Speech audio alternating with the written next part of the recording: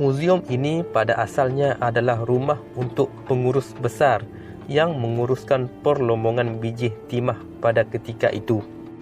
Terdapat pelbagai jenis artifak dan sejarah Sungai Lembing dipamerkan di dalam muzium ini. Sebahagian pengunjung muzium ini kebiasaannya akan terlihat atau ternampak kelibat seorang wanita Inggeris yang berpakaian gaun putih. Wanita ini biasanya akan muncul sekilas pandang dan hilang begitu sahaja. Dia hanya menampakkan diri tetapi tidak mengganggu dan membahayakan orang lain. Pernah sekali satu rombongan sekolah ketika diberikan taklimat mengenai gambar-gambar yang tergantung di dinding muzium tersebut, salah seorang pelajar berkata dia baru sahaja terserempak dengan wanita di dalam gambar tersebut. Wanita yang dimaksudkan ini ialah Nona Baker, iaitu adik kepada salah seorang pengurus yang pernah bertugas di situ. Muzium Stem ini adalah salah satu bangunan yang tertua yang ada di Melaka. Pada asalnya, muzium ini adalah rumah bagi pembesar Belanda yang tinggal di Melaka pada ketika itu. Menurut cerita dari mulut ke mulut, dahulunya rumah ini didiami oleh satu keluarga pembesar Belanda. Pada ketika itu, seorang rahib atau biara ataupun paderi tetapi versi perempuan tinggal bersama keluarga tersebut. Mereka ini dilarang untuk berkahwin atau mempunyai hubungan kelamin. Dia dikatakan mempunyai hubungan terlarang dengan seorang askar Portugis hingga menyebabkan dia terlanjur dan mengandung. Sebagai hukuman, dia ditanam hidup-hidup di taman belakang rumah tersebut. Ramai yang percaya mungkin disebabkan ruhnya yang tidak tenteram, dia dilihat berkeliaran di kawasan muzium. Makhluk ini selalu dilihat duduk di veranda rumah dengan muka menghadap ke laut. Rumah ini ditukar atau diangkat menjadi Muzium Stem pada tahun 2007. Dalam banyak-banyak tempat menarik yang ada di Malaysia, ini adalah salah satu tempat menarik yang pemiliknya sendiri mengaku bahawa kawasan tersebut berhantu. Muzium perang ini pada awalnya adalah kubu tentera British yang dibina oleh banduan dari India yang menunggu hukuman mati. Setelah kubu ini siap dibina, kesemua banduan tersebut dibunuh. Semasa Jepun menyerang tanah Melayu, kubu tersebut ditinggalkan oleh tentera British dan diambil alih oleh tentera Jepun. Kemudiannya pihak Jepun menjadikan kubu tersebut sebagai pusat seksaan. Dan di dalam kawasan ini ramai tahanan yang mati dibunuh, dipancung atau digantung oleh tentera Jepun. Difahamkan pihak yang memajukan muzium sebelum muzium ini dibuka, muzium ini memang ada melalui proses menghalau roh. Tetapi tidak 100% berjaya. Ada sebahagian roh yang masih berkeliaran di kawasan muzium ini. Pada asalnya bangunan ini adalah wad bilik bersalin. Jadi kat sini bukan hanya ada bilik untuk melahirkan bayi, tetapi ada juga bilik mayat. Blok bilik mayat tersebut kini menjadi bangunan terbiar. Pekerja muzium ini mengaku rakaman CCTV pernah merakam perkara-perkara pelik seperti pintu terbuka dan tertutup dengan sendirinya, kerusi berubah tempat dan terdengar suara dari bilik mayat, iaitu bangunan yang terbiar tadi.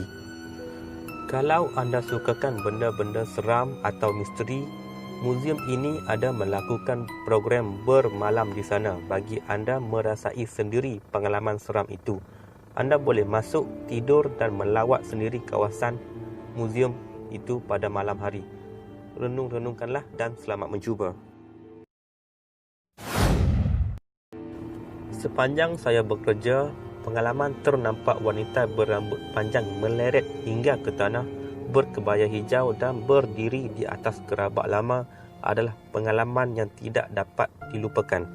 Ini adalah pengakuan pembantu Muzium Kereta Api Tanah Melayu Berhad KTMB itu sendiri. Semasa kejadian itu, dia baru tamat bekerja kira-kira jam 7.30 malam dan ternampak wanita berambut panjang itu di gerabak yang dahulunya digunakan sebagai tempat memasak dan meletakkan barangan kaki tangan. Ketika kejadian, beliau mahu ke tandas dan semasa melalui gerabak lama, pintunya terbuka sedikit. Pada ketika itu, dia ternampak seorang perempuan berambut panjang berdiri di tepi pintu gerabak sedang memerhatikannya. Setelah keluar dari tandas, kelibat wanita tersebut sudah hilang. Selain itu, seorang lagi pekerja yang dikenali sebagai Izul mengakui sering terlihat kelibat seseorang di belakangnya ketika bersendirian membersihkan barangan di muzium berkenaan. Muzium ini terletak berhampiran dengan kota Formosa. Ianya mempunyai banyak galeri dan menempatkan artefak sejarah ketika kegemilangan pemerintahan Melaka. Pernah satu ketika salah seorang pekerja di situ terpaksa bekerja sampai malam kerana salah satu kawasan sedang direnovate. Sekitar jam 10 malam, di kawasan dek kapal di luar muzium, dia melihat satu sosok yang berpakaian segak, bertanjak, bertengkolok dan bersongket sedang berdiri dan melihat ke arahnya. Selain itu, dia juga pernah menceritakan bahunya seakan-akan ditepuk dari belakang dan ada satu suara yang berbunyi labuhkan sauh. Bila dia toleh, tiada sesiapa pun di belakang. Pernah juga diceritakan oleh pengawal di sini yang membuat rondaan pada waktu malam. Semasa mereka membuat rondaan di dalam muzium yang meletakkan patung-patung sultan dan pembesar-pembesar negeri, tiba-tiba mereka melihat sesuatu yang membuatkan mereka lari bertempiaran. Apa yang mereka lihat adalah kepala-kepala patung tersebut berselerak di atas lantai, dan pada siang hari semua patung dalam keadaan elok dan berkepala semula. Rumah ini satu masa dahulu pernah terbiar dan hampir musnah sebelum Jabatan Muzium Negeri Sabah mengambil inisiatif memelihara rumah ini pada tahun 2001. Rumah ini pernah didiami lebih daripada 26 orang pemilik. Namun anehnya, mengapa nama Agnes Kid yang diangkat sebagai penghormatan dalam menamakan rumah berkenaan? Ada cerita mengenainya yang mungkin anda tidak mengetahui dan tidak akan saya ceritakan pada video kali ini.